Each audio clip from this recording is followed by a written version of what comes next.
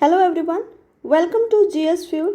आज हम UP RO के प्रीवियस ईयर क्वेश्चंस 2021 के क्वेश्चंस देखेंगे। तो चलिए बिना देर किए हुए स्टार्ट करते हैं। क्वेश्चन नंबर 1 है, ये प्राचीन इतिहास का क्वेश्चन है जिसमें विदेशी यात्री और उसके भारत भ्रमण के वर्ष दिए गए हैं, जिनको बताना है कि कौन सा सुमेलित है कौन सा नहीं। तो ऑप्शन है फाहियान 399 से 414 ईस्वी, वेनसांग 629 से 645 ईस्वी, इत्सिंग 679 से 695 ईस्वी या अलमसूदी 957 ईस्वी। इसका आंसर हो जाएगा डी, यानी ये अलमसूदी गलत है। फाहियान का हो जाएगा 399 से 414, वेनसांग आया था, फिर उसके बाद इत्सिंग, फिर अलमसूदी जो है 1915 से 1916 ईस्वी के बीच में आया था। इसकी मृत्यु 1956 ईस्वी में हुई थी। इसके भारत भ्रमण का काल 1915 से 1916 मानेंगे। क्वेश्चन नंबर 2 है, निम्नलिखित में से किस राजाओं को जनता द्वारा प्रत्यक्ष रूप से, ये इंपॉर्टेंट क्वेश्चन है, यानी प्रत्यक्ष रूप से कौन से राजा को चुना गया था? हर्षवर्धन गोपाल यशोवर्मन, नंदीवर्मन, पल्लवमल। तो इसका ऑप्शन है 1 2 4, 2 3 4, 2 4 या 2 3। तो इसका आंसर हो जाएगा 2 और 3, यानी गोपाल और यशोवर्मन। शशांक की मृत्यु के पश्चात 637 ईस्वी के बात हो रही है लगभग, यानी शशांक की मृत्यु के पश्चात लगभग 1 शताब्दी तक बंगाल में अराजकता और अव्यवस्था का वातावरण फैला था। 8वीं शताब्दी ईस्वी के मध्य अशांत एवं अव्यवस्था से उबकर बंगाल के प्रमुख नागरिकों ने गोपाल नामक एक सुयोग्य सेना नायक को अपना राजा बनाया। गोपाल ने जो है पाल वंश की स्थापना की। पल्लव शासक नंदीवर्मन पल्लवमल के नाम से जाना जाता है। हर्षवर्धन जो है वर्धन राजवंश का सबसे प्रतापी शासक था, जिसका जन्म 591 ईस्वी के मध्य हुआ था। एवं यशोवर्मन की जो राजधानी है, ये बहुत इंपॉर्टेंट है, कन्नौज, इसको श्री महोदय भी बोलते हैं। इसका कार्यकाल जो है 700 ईस्वी से 740 ईस्वी के मध्य माना जाता है। पल्लव शासक परमेश्वर वर्मा की मृत्यु के बाद अव्यवस्था उत्पन्न हुई, इसलिए वहां के मंत्रियों द्वारा पल्लव वंश के दूर के शाही सदस्य परमेश्वर को नंदीवर्मन पल्लवमल के रूप में शासक घोषित किया गया था। अब चलते हैं मेडिवल के दिल्ली सल्तनत टॉपिक पे। इसका क्वेश्चन नंबर 3 है, निम्नलिखित में से दिल्ली सल्तनत के किस सुल्तान के शासनकाल में शाही महलों में हिंदी देवी देवताओं की पूजा होती थी? तो इसका ऑप्शन हो जाएगा मुबारक खिलजी, कुतुबुद्दीन मुबारक खिलजी या नसीरुद्दीन महमूद, नसीरुद्दीन खुसरो शाह या अलाउद्दीन मशहूर शाह। तो ये हो जाएगा सी ऑप्शन, यानी नसीरुद्दीन खुसरो शाह। खिलजी वंश के अंतिम शासक था ये नसीरुद्दीन खुसरो शाह के शासनकाल में शाही महलों में हिंदू देवी देवताओं की पूजा होती थी। नसीरुद्दीन खुसरो शाह हिंदू धर्म से परिवर्तित मुसलमान था, इसलिए उसने हिंदू देवी देवताओं की पूजा की प्रचलन जारी रखी। उसने पैगंबर को सेनापति की उपाधि धारण की, है ना, उसने पैगंबर के सेनापति की उपाधि धारण की। उसके शत्रुओं ने उसके विरुद्ध इस्लाम का शत्रु, यानी ये थोड़ा बहुत हिंदू को भी फॉलो करता था, हिंदुइज्म को, तो इसलिए उसको इस्लाम का शत्रु और इस्लाम खतरे में के नारे लगाते थे। उसका शासनकाल भारतीय मुसलमानों द्वारा राजनैतिक सत्ता प्राप्त करने का द्वितीय प्रयास था। प्रथम प्रयास नसीरुद्दीन महमूद के शासनकाल में इमामुद्दीन रया ने किया था, तो ये याद रखेंगे। 4th क्वेश्चन है, निम्नलिखित में से किस सुल्तान ने साम्राज्य की सीमाओं की सुरक्षा हेतु एक विशेष सेना को नियुक्त किया था? तो इसका ऑप्शन है इल्तुतमिश, नसीरुद्दीन महमूद या बलबन या अलाउद्दीन खिलजी। तो इसका आंसर हो जाएगा डी, यानी ये अलाउद्दीन खिलजी जो था उसने सीमा सुरक्षा हेतु विशेष सेना नियुक्त की थी। इसके द्वारा ही उत्तर पश्चिमी सीमा पर बलबन द्वारा बनाए गए किलों की मरम्मत कराई गई तथा सभी किलों में स्थायी रूप से सेना रखना प्रारंभ किया। दिल्ली तथा सिरी के किलों की मरम्मत भी कराई। इसके समय में जो है मंगोल आक्रमण से सुरक्षा की गई। राज्य की सबसे अधिक राज्य का विस्तार भी यही किया था, यानी अलाउद्दीन खिलजी। मुगल साम्राज्य से क्वेश्चन देखते हैं, मुगल बादशाह द्वारा नियुक्त बंगाल का अंतिम सूबेदार कौन था? मुर्शिद कुली खां, सरफराज खां, शुजाउद्दीन मोहम्मद खां या अलीवर्दी खां। तो इसका आंसर हो जाएगा मुर्शिद कुली खां, है ना। बादशाह फर्रुखी द्वारा 1770 में नियुक्त बंगाल का अंतिम सूबेदार जो था मुर्शिद कुली खां था। इसी के साथ बंगाल में वंशानुगत सूबेदारी शासन की शुरुआत की गई थी, है ना। जो सूबेदारी थी वो वंशानुगत हो गई थी। इसने बंगाल की राजधानी ढाका से मुर्शिदाबाद, ये क्वेश्चन आता है, इंपॉर्टेंट है, कि पूछ दिया कि ढाका से मुर्शिदाबाद राजधानी बंगाल की किसने स्थानांतरित किया था, तो इसका आंसर हो जाएगा मुर्शिद कुली खां। 1719 ईस्वी में फर्रुखशियर द्वारा मुर्शिद कुली खां को उड़ीसा क्षेत्र का भी सूबेदारी प्रदान कर दी गई थी, है ना। वर्ष 1727 में शुजाउद्दीन, 39 में सरफराज खां, 40 में अलीवर्दी खां और 56 में सिराउद्दौला बंगाल का नवाब बना। अलीवर्दी खां का एक फेमस कथन है कि अंग्रेज़ों को मत छेड़ो, नहीं तो वो काट काट कर खा जाएंगे, नहीं अगर नहीं छेड़ोगे तो वो शहद की तरह काम करेंगे, है ना। तो ये इसका कथन था। नेक्स्ट क्वेश्चन देखते हैं, निम्नलिखित में से किसे गुरु नानक ने अपना उत्तराधिकारी घोषित किया था। तो पहला ऑप्शन हो जाएगा बाला, मर्दाना, लहना या श्रीचंद। तो इसका ऑप्शन हो जाएगा लहना। ये बहुत इंपॉर्टेंट क्वेश्चन है, ये रिपीटेड है। लहना को अपना उत्तराधिकारी घोषित किया था गुरु नानक जी ने। लहना को गुरु नानक द्वारा अंगद नाम दिया गया था। इन्होंने सृजनात्मक व्यक्तित्व और आध्यात्मिक क्रियाशीलता से परिपूर्ण थे, ये अंगदेव, है ना, अंगद देव, जिसके कारण वे सिखों के दूसरे महान गुरु बने, यानी सेकंड बने, ठीक है। इनका जन्म 31 मार्च 1504 ईस्वी को पंजाब के फिरोजपुर में हरिके नामक गांव में हुआ था। उल्लेखनीय है कि श्रीचंद गुरु नानक देव के पुत्र तथा मर्दाना व बाला गुरु नानक के शिष्य थे। मॉडर्न हिस्ट्री देख लेते हैं। मुगल साम्राज्य का विघटन एवं यूरोपीय वाणिज्य का प्रारंभ। निम्नलिखित में से कौन भारत आने वाला यात्री पुर्तगाल देश का नहीं था। ये बहुत ही इंपॉर्टेंट क्वेश्चन है। इसका हो जाएगा Eduard Barbosa, Domingo Paes, Peter Mundy या फर्नाओ नूनिस। तो इसका हो जाएगा पीटर मुंडी, है ना। भारत आने वाले विदेशी यात्रियों में पीटर मुंडी जो है ये ब्रिटेन का निवासी था, जो ईस्ट इंडिया कंपनी के कर्मचारी के तौर पर शाहजहां के शासनकाल में भारत आया था। और बाकी बारबोसा, डोमिंगो पायस और फर्नाओ नूनिस ये पुर्तगाल से संबंधित है। नेक्स्ट क्वेश्चन देखते हैं, क्वेश्चन नंबर 8। निम्नलिखित घटनाओं को इनके कालक्रमानुसार व्यवस्थित कीजिए। लाला हरदौल द्वारा गदर पार्टी या सर्वेंट्स ऑफ इंडिया सोसाइटी की स्थापना गोपाल कृष्ण गोखले द्वारा जो किया गया था। हिक्की के बंगाल गजट का प्रकाशन, ये 1780।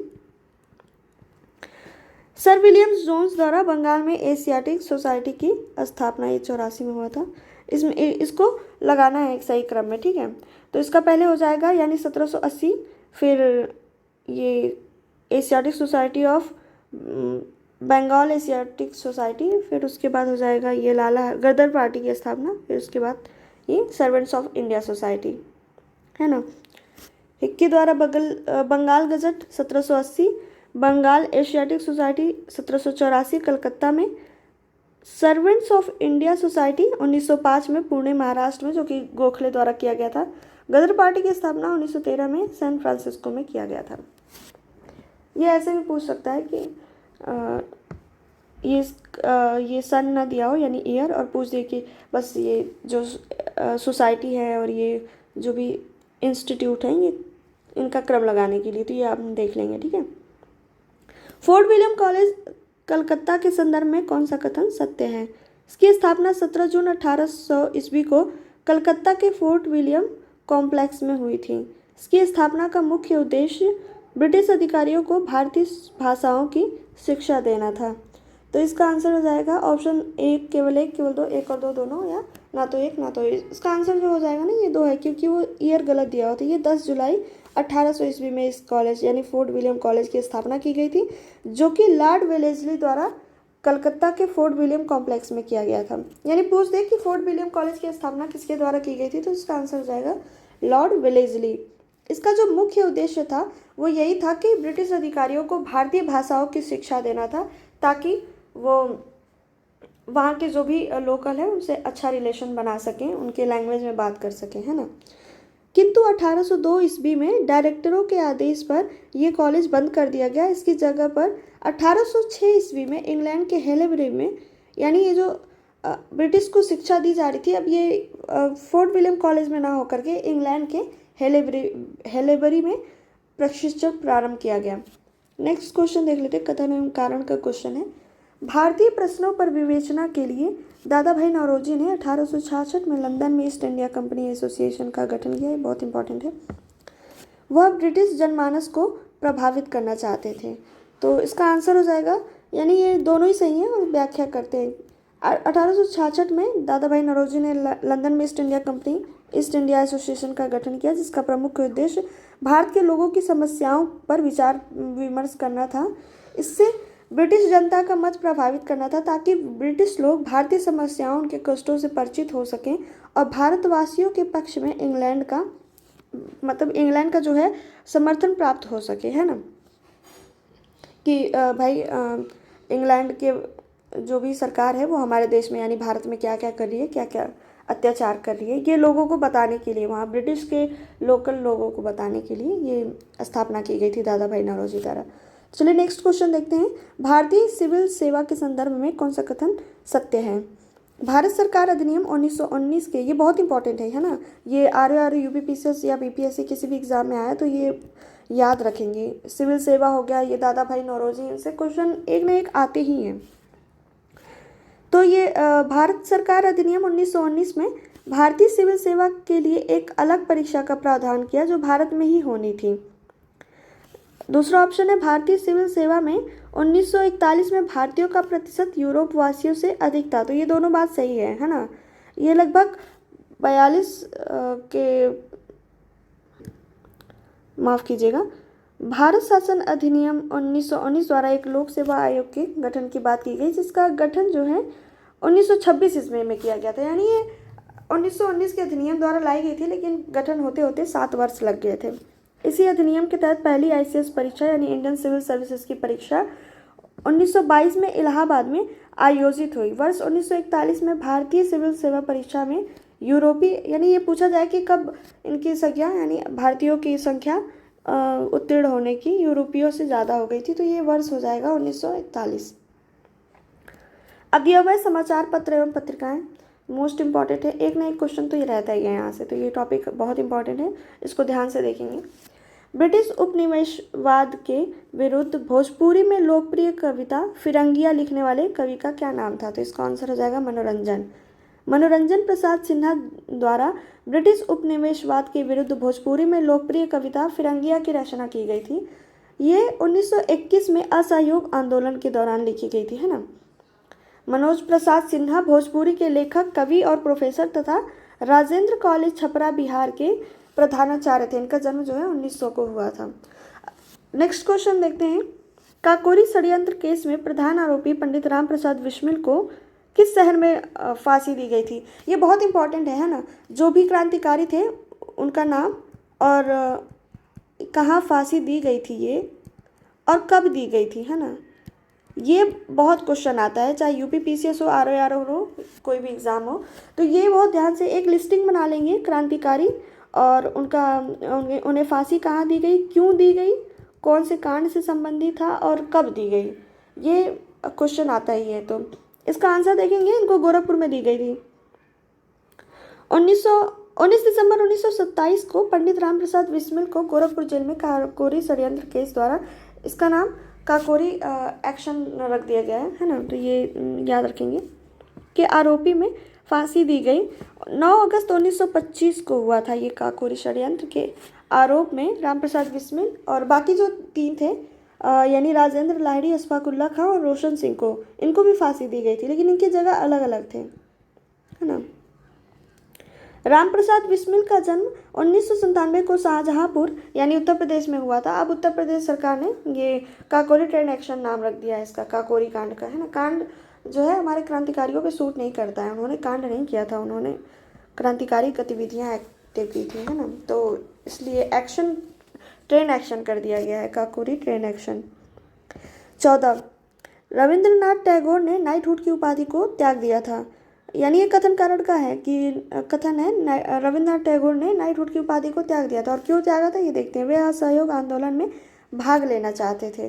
तो इसका आंसर हो जाएगा ये, यानी ये R वाला गलत है। वो ऐसे ये नहीं था कि असहयोग आंदोलन में भाग लेना चाहते थे, बल्कि वो जो जलियांवाला कांड, हत्याकांड हुआ था उसके विरोध में 1919 में हुआ था पंजाब के अमृतसर के जलियांवाला बाग में, इसीलिए उन्होंने नाइटहुड की उपाधि त्याग दी थी, न कि असहयोग आंदोलन में भाग लेने से। नेक्स्ट क्वेश्चन देखते हैं। 18वीं शताब्दी के उत्तरार्ध में किसे प्रायः कंपनी बहादुर की शानो शौकत का स्थानीय प्रतिनिधि कहा जाता था? कोतवाल, दरोगा, अमला, जमींदार। ये बहुत इंपॉर्टेंट है, कोतवाल और दरोगा। तो इसका आंसर हो जाएगा बी, यानी दरोगा, है ना। दरोगा को प्रायः कंपनी बहादुर की शानो शौकत का स्थानीय प्रतिनिधि कहा जाता था। कॉर्नवालिस ने ये व्यवस्था लाई थी। प्रशासनिक सुधार के अंतर्गत जो है प्रत्येक क्षेत्र में एक दरोगा और उसकी सहायता के लिए एक पुलिस कर्मचारी की नियुक्ति की गई थी। जमींदारों के पुलिस अधिकार समाप्त कर दिए गए, यानी ये जो पुलिस के काम होते थे ना, पहले जमींदारी करते थे, फिर उसके बाद क्या हुआ कि बहुत घोटाला होने लगा, जमींदारों ने मनमानी करना शुरू कर दिया। तो इस वजह से कॉर्नवालिस ने क्या किया कि जमींदारों से ये अधिकार छीन करके एक दरोगा और एक पुलिस कर्मचारी की नियुक्ति की। उसके बाद अंग्रेज दंडनायकों यानी मजिस्ट्रेट को जिले के पुलिस का भार दे दिया गया। मुगल काल में कोतवाल नगर के पुलिस के प्रधान के रूप में कार्य करता था, जबकि जमींदार भूस्वामी होते थे। तो ये याद रखेंगे। क्वेश्चन नंबर 16 देखते हैं। निम्नलिखित में से भारतीय रेलवे के संदर्भ में कौन सा कथन सही है? 2023 तक 100% विद्युतीकरण का लक्ष्य प्राप्त करना, या 2030 तक कार्बन एमिशन नेटवर्क जो है 0 करना है? इसका ऑप्शन हो जाएगा दोनों ही सही है। भारतीय रेलवे ने 2030 तक भारतीय रेलवे को पूरी तरह से हरित ऊर्जा से संचालित करने का लक्ष्य निर्धारित करने के साथ ग्लोबल वार्मिंग और जलवायु परिवर्तन से निपटने की दिशा में बड़ी पहल की है। भारतीय रेलवे ने 2023 तक 100% विद्युतीकरण का लक्ष्य भी रखा है। भारत विश्व का तीसरा ऐसा सबसे बड़ा देश है जिसका रेल नेटवर्क सबसे ज़्यादा है। विजन 2024 योजना रेल क्षमता निर्माण से जुड़ी है। ODOP की तर्ज पर बजट 2022-23 में एक स्टेशन एक उत्पाद योजना भी शुरू करने की घोषणा की गई थी। क्वेश्चन नंबर 17, संस्कृति के 4 अध्याय पुस्तक के लेखक कौन है? तो इसके आंसर हो जाएंगे रामधारी सिंह दिनकर जी हैं, है ना। इन्होंने भारत के सांस्कृतिक इतिहास को 4 भागों में बांटकर लिखने का प्रयास किया था। रेणुका, हुंकार, रसवती, सामधेनी, कुरुक्षेत्र, उर्वशी, रश्मिरथी आदि इनकी अन्य रचनाएं हैं, है ना। नेक्स्ट क्वेश्चन देखते हैं। ये युद्ध है और इनके वर्ष दिए हुए हैं। तो मैसूर युद्ध है, द्वितीय मैसूर युद्ध, द्वितीय आंग्ल फ्रांसीसी युद्ध, द्वितीय आंग्ल मराठा युद्ध, द्वितीय आंग्ल अफगान युद्ध। तो हम डायरेक्ट आंसर देख लेते हैं। ये मैसूर युद्ध 1780 से 84, उसके बाद द्वितीय आंग्ल फ्रांसीसी युद्ध जो है 1750 से 54, आंग्ल मराठा युद्ध 1803 से 5, आंग्ल अफगान युद्ध 1878 से 80। ये क्वेश्चन ना बहुत इंपॉर्टेंट है। ये युद्ध दे देगा, जैसे ये द्वितीय का क्रम है, ये मैच कर लेंगे तो ये आंसर ये ऐसे याद करेंगे। ऐसे ही फर्स्ट का सारे युद्ध का याद कर लेंगे, ये कौन सा कब हुआ था। जैसे ये क्या है ना, ऐसे क्वेश्चन मोस्टली नहीं देता है कि जैसे मैसूर युद्ध हुआ था 4 बार में तो ये चारों का क्रम दे दे, नहीं ऐसे कम देते हैं, बल्कि ऐसे ही दे देते हैं। जैसे 4 युद्ध हैं तो चारों के द्वितीय वाले, है ना, सेकेंड नंबर पे कौन से कब हुए थे या कहाँ हुए थे, है ना, तो ये पूछ लेता है। नेक्स्ट क्वेश्चन देखते हैं। निम्नलिखित घटनाओं पर विचार कीजिए और उन्हें काल क्रमानुसार व्यवस्थित कीजिए। करजन वायली की हत्या, खुदीराम बोस को मृत्युदंड, बाल गंगाधर तिलक द्वारा केसरी नामक समाचार पत्र का प्रारंभ, या अब्दुल कलाम आज़ाद द्वारा अल हिलाल समाचार का पत्र का प्रारंभ। तो केसरी जो है 1881, खुदीराम बोस को मृत्युदंड 1908 में दिया गया था, करजन वायली की हत्या 1909 में, और अल हिलाल समाचार का प्रारंभ जो है 1912 में किया गया था। तो उसका क्रम यही हो जाएगा। क्वेश्चन नंबर 20 देख लेते हैं। ब्रिटिश भारत में सैन्य बल पर केंद्रीय राजस्व का कुल कितना प्रतिशत व्यय होता था? तो इसका आंसर इनमें से गलत है। ये स्टार लगाने का यही मतलब है कि आंसर ये चेंज हुआ था, जो कि ये गलत क्वेश्चन है। तो इसका आंसर हो जाएगा यानी 52%, है ना। ब्रिटिश भारत में सैन्य बल पर केंद्रीय राजस्व का यानी हमारे देश का 52% खर्च होता था। इसका कारण यह था कि सेना एक से अधिक उद्देश्य पूरे कर रही थी। उस समय सबसे महत्वपूर्ण उपनिवेश होने के कारण भारत की रूसी, फ्रांसीसी और जर्मन साम्राज्यवादियों से लगातार रक्षा करनी पड़ती थी। भारतीय सेना एशिया और अफ्रीका में ब्रिटिश सत्ता और शासन को फैलाने और मजबूती बनाने का प्रमुख साधन थी। यानी बस सीमाओं की रक्षा करना ही नहीं था, बल्कि एशिया और अफ्रीका में भी उनके शासन को चलाने का कार्य करती थी। लेकिन इसका खर्च जो है भारत के ही खर्च से, राजस्व से पूरा किया जाता था, है ना। तो ये रही, और भारत के लिए बहुत बड़ा ये बोझ था, है ना, बहुत ज़्यादा कर्ज हो गया था भारत पे। चलिए नेक्स्ट क्वेश्चन यानी भारत का भूगोल ज्योग्राफी क्वेश्चन देख लेते हैं। निम्नलिखित में से कौन भारत की सबसे मीठे पानी की झील है? ये जो मीठे पानी हो गई, नमकीन है ना, लवणीय झील और कृत्रिम झील हो गई, सबसे बड़ी प्राकृतिक झील, ये सब क्वेश्चन आते हैं। तो ये एक लिस्टिंग बना लेंगे सबके, कौन सी सबसे बड़ी झील है, कौन सी छोटी झील है, कौन सी कृत्रिम है ना। तो ये बहुत इंपॉर्टेंट है, एक दो क्वेश्चन आ ही जाता है। तो ये क्या है कि सबसे बड़ी झील, मीठे पानी की झील कहाँ है? तो ये हो गया वुलर झील, यानी कि जम्मू कश्मीर राज्य में स्थित है, ताजे पानी की झील है। झेलम नदी पर निर्मित है ये, गोखुर झील का उदाहरण है ना। कोलेरू झील आंध्र प्रदेश में कृष्णा गोदावरी डेल्टा के मध्य ताजे पानी की झील है। कोलेरू जो है आंध्र प्रदेश में कृष्णा गोदावरी डेल्टा के मध्य ताजे पानी की झील है। नाल सरोवर गुजरात में है। रामसर कन्वेंशन के तहत घोषित भारत की आर्द्र भूमि स्थल भी है। भारत की सबसे बड़ी खारे पानी की जो झील है वो उड़ीसा में है, जिसका नाम है चिल्का झील। ये बहुत इंपॉर्टेंट है और ये एक लैगून झील भी है ना, तो ये याद रखेंगे।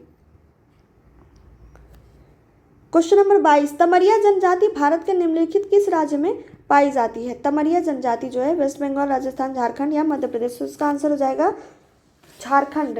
देखिए ट्राइब्स के भी क्वेश्चन आते हैं ना, मैंने पहले भी बता रखा है कि एक क्या करें, वर्ड और इंडिया दोनों के अलग अलग टाइप्स लिख लें, इंपॉर्टेंट जो एग्ज़ाम में आते हैं और कहाँ ये रहती हैं या पाई जाती हैं, और इनके छोटे छोटे जो इम्पोर्टेंट है उनके पेशे के लिए रखते हैं कि इनका ये काम क्या करते हैं, है ना, ये अपना आजीविका कैसे चलाते हैं।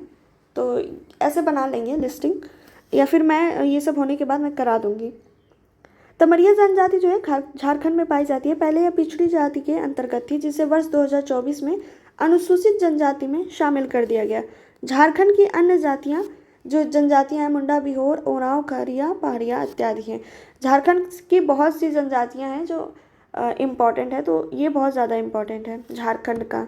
झारखंड मध्य प्रदेश है ना, और साउथ के भी जैसे टोडा हो गया, ये सारी इम्पॉर्टेंट है बहुत। निम्नलिखित में से कौन सा सुमेलित नहीं है, यानी नेक्स्ट क्वेश्चन है 23।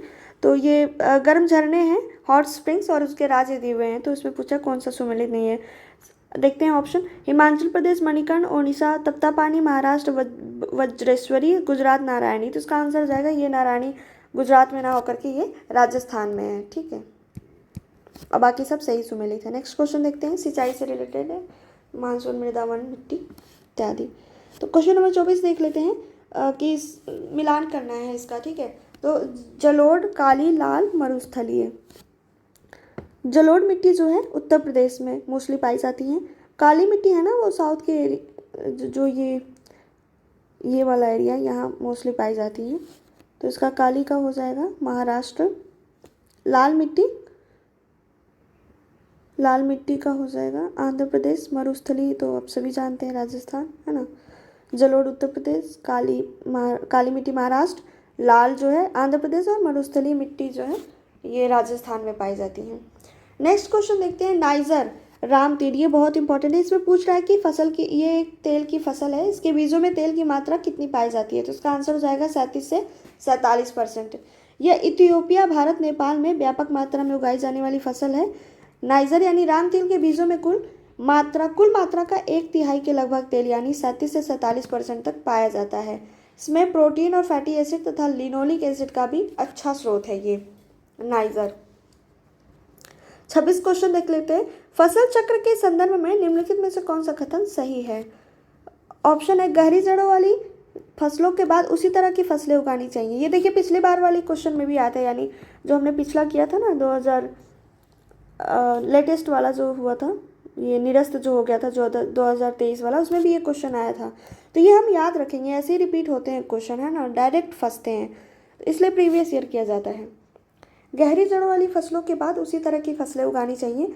नेक्स्ट ऑप्शन है, फलीदार फसल के बाद बिना फली वाली फसल लेनी चाहिए। तो इसका आंसर हो जाएगा दोनों ही सही है, यानी कि एक टाइप की फसल उगाने के बाद दूसरी टाइप की फसल जो है उससे थोड़ा डिफरेंट होनी चाहिए, है ना, वरना मिट्टी की उर्वरता और जो उसके पौष्टिक तत्व होते हैं वो खत्म हो जाते हैं, धीरे धीरे क्रमिक रूप से कम होते जाते हैं। तो फसल चक्र के सिद्धांत के अनुसार एक उत्तम फसल उत्पादकता प्राप्त करने के लिए जो निम्नलिखित पद्धतियाँ हैं उनको अपनानी चाहिए। जैसे उथली जड़ वाली फसलों के बाद गहरी जड़ वाली, फलीदार फसलों के बाद बिना फली वाली फसल उगानी चाहिए। अधिक जल आवश्यकता, जैसे धान के बाद है ना, जो हम लोग गेहूँ उगाते हैं। अधिक जल आवश्यकता वाली फसलों के बाद कम जल की आवश्यकता वाली फसलों को उगाना चाहिए। कृषि साधनों का प्रयोग क्षमतापूर्ण ढंग से किया जाना चाहिए। अपर्दन प्रभावित क्षेत्रों में फसल चक्र में आच्छादित फसलों का समावेश होना चाहिए ताकि मिट्टी को जकड़े रहे, अपर्दन होने से बचाव करे। खनिज शक्ति संसाधन एवं उद्योग व व्यापार। नेक्स्ट क्वेश्चन है 27। इन्हें कालक्रमानुसार व्यवस्थित करना है ना। तो भारत द्वारा चीनी उद्योग का विकास, रिष्णा में प्रथम जूट मिल का प्रारंभ, भारत में स्टील का प्रथम बार उत्पादन, या बम्बई में कपड़ा मिल का प्रारंभ। तो इसका आंसर हो जाएगा बी, यानी पहले बम्बई में कपड़ा मिल का उत्पादन हुआ था, फिर प्रथम जूट मिल का प्रारंभ, उसके बाद स्टील, उसके बाद चीनी उद्योग। जो है सूती कपड़ा मिल की स्थापना 1854 और बॉम्बे में कावसजी नाना भाई डावर ने द बॉम्बे स्पिनर मिल के नाम से किया था। देश के प्रथम जूट मिल की स्थापना जो है 1855 में हुई थी, और जो कि रिसड़ा में हुई थी, बंगाल प्रेसिडेंसी के भाग था ये रिसड़ा।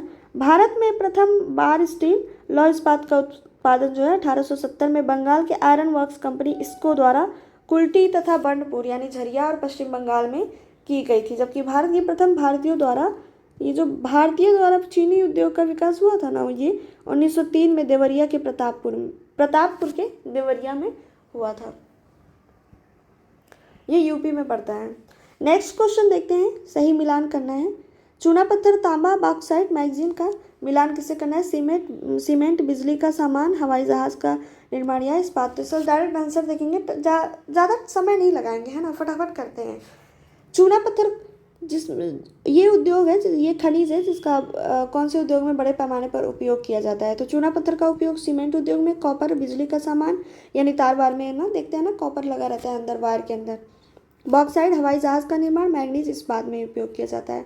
29 क्वेश्चन है, जीवाश्म ईंधन के बाद भारतवर्ष की ऊर्जा आवश्यकताओं की पूर्ति के लिए दूसरा सबसे महत्वपूर्ण सोर्स है, यानी जीवाश्म ईंधन के बाद भारतवर्ष की ऊर्जा आवश्यकताओं को किससे पूर्ति ज़्यादा होती है? तो इसका आंसर हो जाएगा, ऑप्शन देख लेते हैं, जल विद्युत ऊर्जा, वायु ऊर्जा, परमाणु ऊर्जा या सौर ऊर्जा। तो ऑप्शन हो जाएगा सौर ऊर्जा। ठीक है। 2023 की स्थिति के अनुसार देश में विद्युत उत्पादन की सर्वाधिक क्षमता में यानी स्थापित क्षमता में जो है विद्युत उत्पादन में सर्वाधिक योगदान कोयला का है, जो कि 49.1% का है। जबकि सौर, पवन और नवीकरणीय ऊर्जा संसाधनों का योगदान ये तीनों मिला के 30% तक है। पवन ऊर्जा जिसमें 10%, सौर ऊर्जा 16% है। नेक्स्ट क्वेश्चन देखते हैं, निम्नलिखित में से लौह इस्पात संयंत्र नदी तट पर स्थित है, यानी कौन सी नदी तट पर स्थित नहीं है? इसका आंसर हो जाएगा ए, है ना, माफ़ कीजिएगा, ये जो भिलाई है ये नदी तट पर स्थित नहीं है। बोकारो, दामोदर नदी, जमशेदपुर, स्वर्णरेखा व खरकई, भद्रावती, भद्रा नदी पर है। भिलाई लौह इस्पात तुरंत किसी नदी के नज़दीक स्थित नहीं है। छत्तीसगढ़ की राजधानी रायपुर से 40 किलोमीटर पश्चिम में हावड़ा मुंबई रेल लाइन तथा ग्रेट ईस्टर्न हाईवे के नज़दीक स्थित है। अब ये विश्व का भूगोल देख लेते हैं। वायुमंडल, समुद्री चक्रवाती तूफानों, तौकते, ये उस टाइम का करंट का क्वेश्चन है। जैसे कोई भी चक्रवात अगर करंट में आया है न्यूज़ में, तो वो एग्ज़ाम के दृष्टिकोण से इम्पॉर्टेंट हो जाता है, तो हम इसे ध्यान देंगे कोई भी मैगजीन या करंट पढ़ते हुए। ये पूछ लेता है कि ये नाम किसने रखा और कहाँ पे ये आया था। ठीक है। तो तौकते जो है ये अरब सी में आया था, जो मुंबई के निकट। ठीक है। उष्णकटिबंधीय चक्रवाती तूफान था जिसका लैंडफॉल गुजरात था, है ना।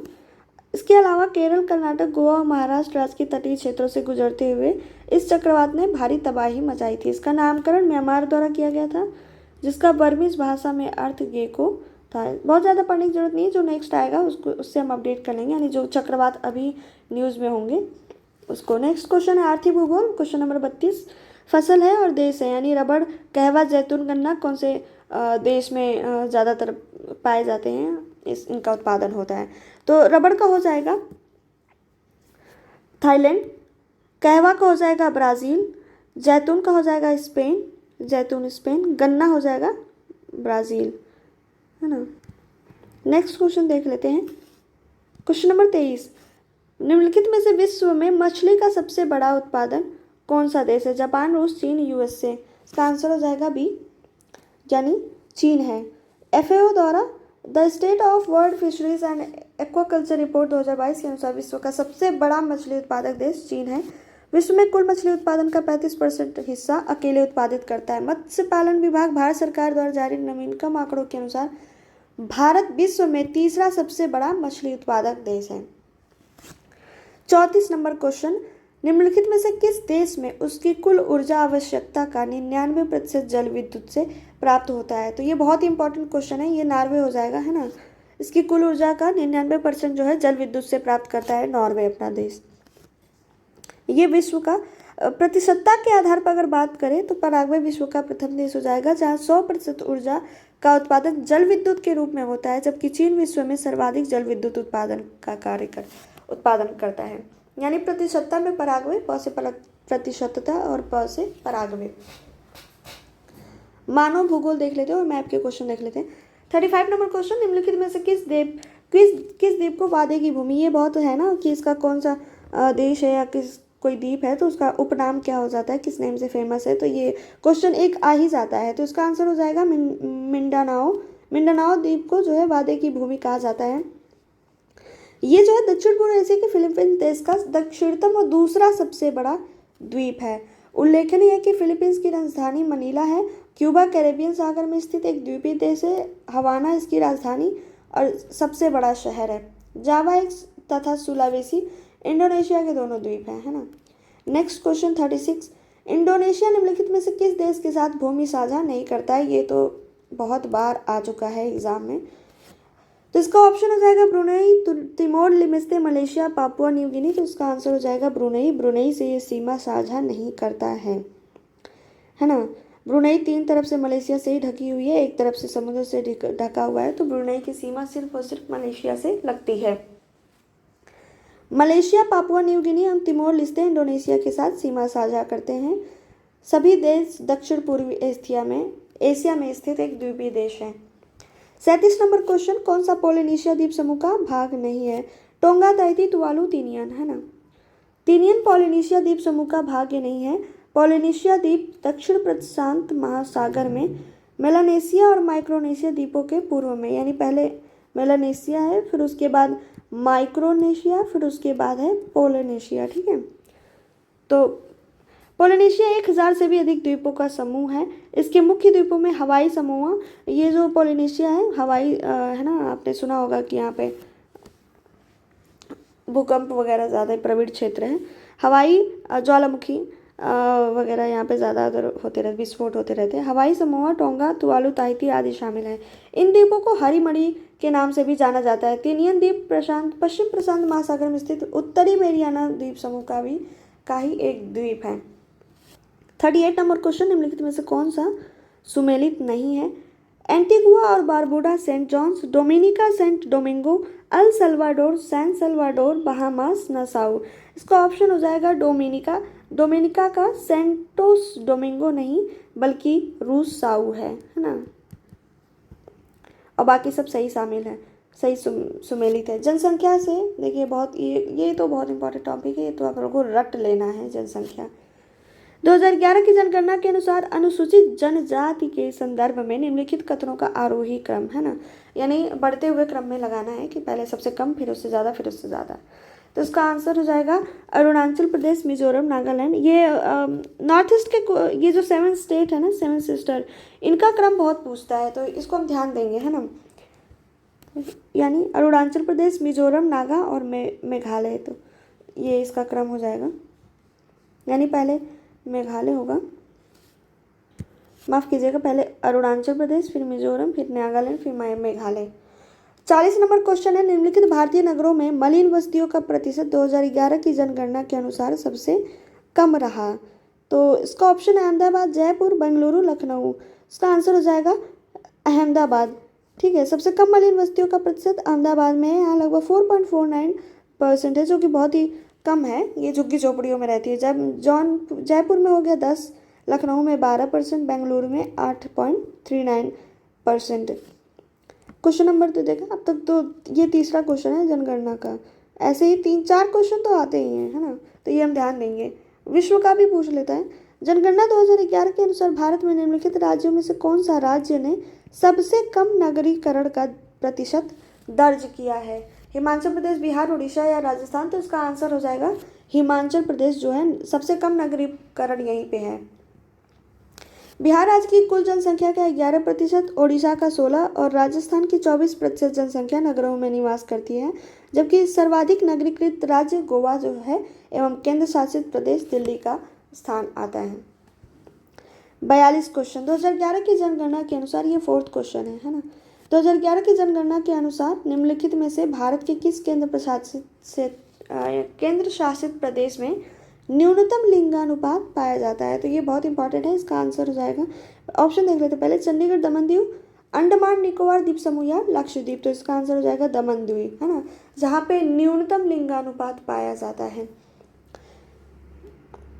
जिसकी संख्या 618 प्रति 1000 पुरुष है। महिलाएं यानी 1000 पुरुष पे 618 ही महिलाएं हैं, इसलिए यहाँ का सबसे कम लिंगानुपात है। जबकि सर्वाधिक लिंगानुपात जो है पुडुचेरी में है, 1037 महिलाएं हैं 1000 पुरुष में, यानी 37 महिलाएं ज़्यादा हैं पुरुषों से। जबकि चंडीगढ़ का लिंगानुपात 818, अंडमान निकोबार का 876, लक्षद्वीप का 947 है, 947 है। देश का पूरे देश की बात करें तो 943 है। न्यूनतम लिंगानुपात वाला राज्य पूछा जाए तो 879 हो जाएगा। नेक्स्ट क्वेश्चन 43 हो जाएगा। 2011 की जनगणना के अनुसार, ये कौन सा क्वेश्चन है ये, यानी ये जनगणना से ही आने वाला ये 5वें नंबर का क्वेश्चन है, देख रहे हैं आप। तो इसका कितना रोल है, एक छोटा सा टॉपिक अगर आपको 5 क्वेश्चन सही करा दे रहा है तो ये बहुत बड़ी बात है इसको, यानी ये बहुत इसका इम्पोर्टेंट रोल हो जाता है एग्ज़ाम में। 5 क्वेश्चन बहुत होते हैं, 1 नंबर से रैंक छूट जाता है ना, तो 5 क्वेश्चन बहुत इंपॉर्टेंट होते हैं। तो चलिए नेक्स्ट क्वेश्चन देखते हैं। भारत की जनगणना 2011 के अनुसार उत्तर प्रदेश में निम्नलिखित शहरों में से कौन सा शहर मिलियन शहर नहीं है? ऑप्शन देख लेते हैं, आगरा, मेरठ, प्रयागराज, मुरादाबाद। तो इसका ऑप्शन हो जाएगा मुरादाबाद, यानी ये मिलियन शहर नहीं है, बाकी आगरा, मेरठ और प्रयागराज मिलियन है। बाकी के जो शहर है उत्तर प्रदेश के वो देख लेते हैं, यानी उत्तर प्रदेश में 7 मिलियन शहर हैं।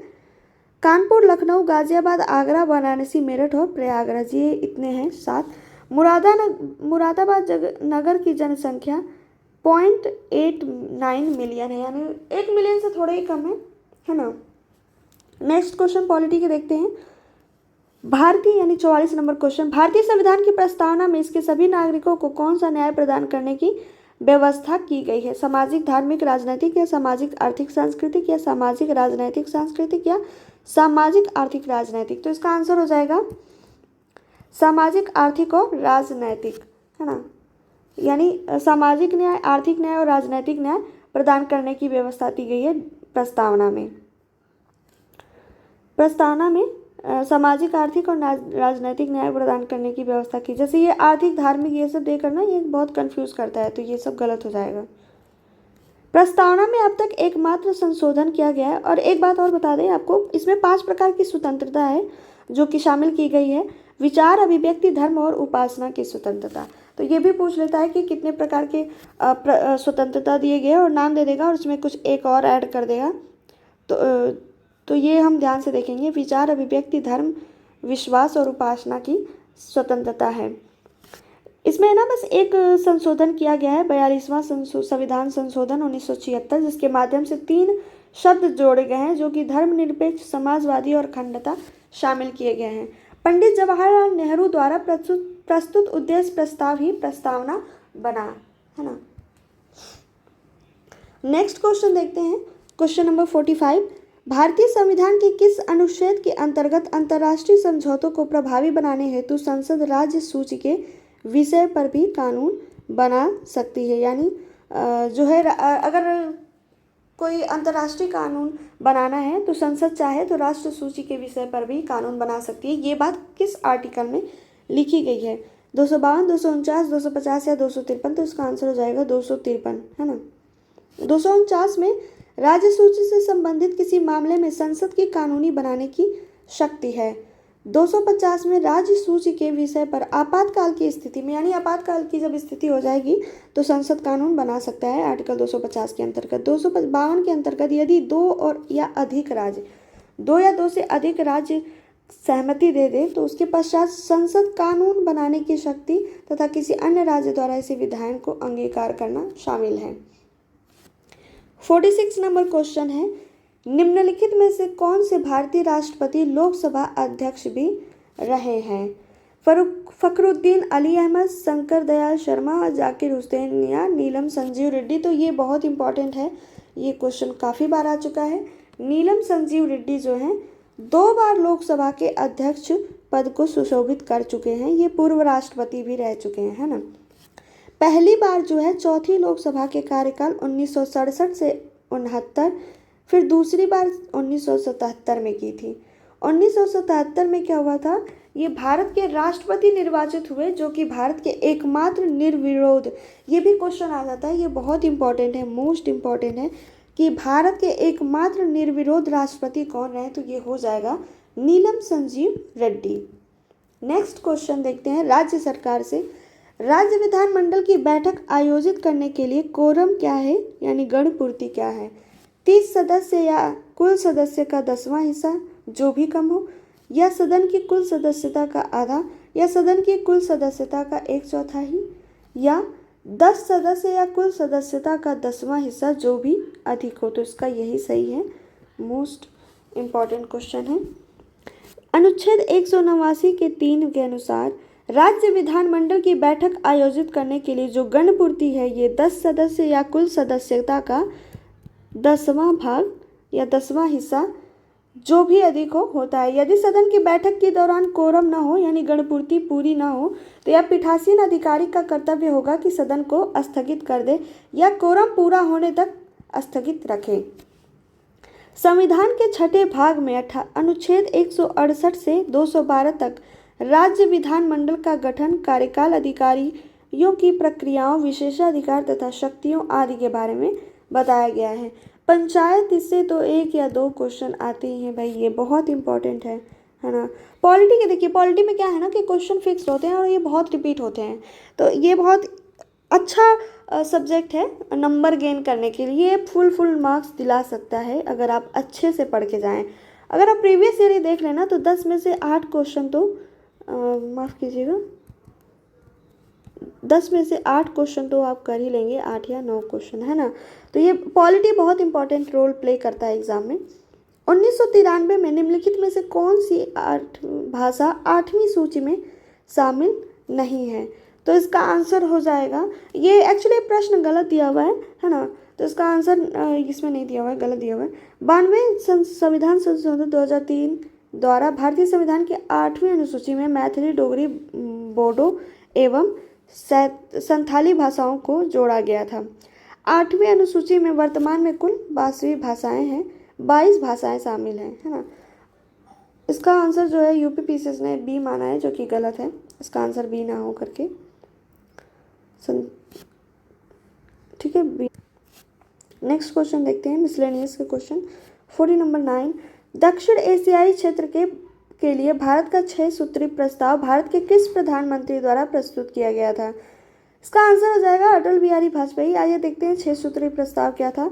अटल बिहारी वाजपेयी जी द्वारा देश के संबंधों को मजबूत करने का प्रथम प्रयास 1992 में, यानी ये पूछ रहे कि ये 6 सूत्री प्रस्ताव कब लाया गया था, तो 1992 हो जाएगा कि यानी प्रथम प्रयास जो है 1992 में भारत के पूर्व प्रधानमंत्री पीवी नरसिम्हा राव के लुक ईस्ट पॉलिसी के माध्यम से किया था। इस प्रयास के परिणाम स्वरूप भारत 1996 में आसियान का एक संवाद भागीदार एवं वर्ष 2002 में शिखर स्तरीय वार्ताओं का भागीदार बना। भारत की नीति अब एक्ट ईस्ट पॉलिसी हो गई है, यानी लुक ईस्ट पॉलिसी से एक्ट ईस्ट पॉलिसी हो गई है। इसके तहत संस्कृति, वाणिज्य, कनेक्टिविटी और क्षमता निर्माण पर बल दिया जा रहा है। नेक्स्ट क्वेश्चन जो है अर्थव्यवस्था का, ये कल देखते हैं। बाकी आज हमने 50 क्वेश्चन कर लिए हैं, लगभग 49 से 50। चलिए नेक्स्ट आगे के टॉपिक कल करेंगे। तब तक के लिए पढ़ते रहिए, रिवीजन करते रहिए, एग्जाम में बहुत कम समय है, तो जुड़े रहिए जीएस फ्यूल के साथ। अगर पसंद आया हो तो लाइक और सब्सक्राइब जरूर कर दीजिएगा। Thank you for watching.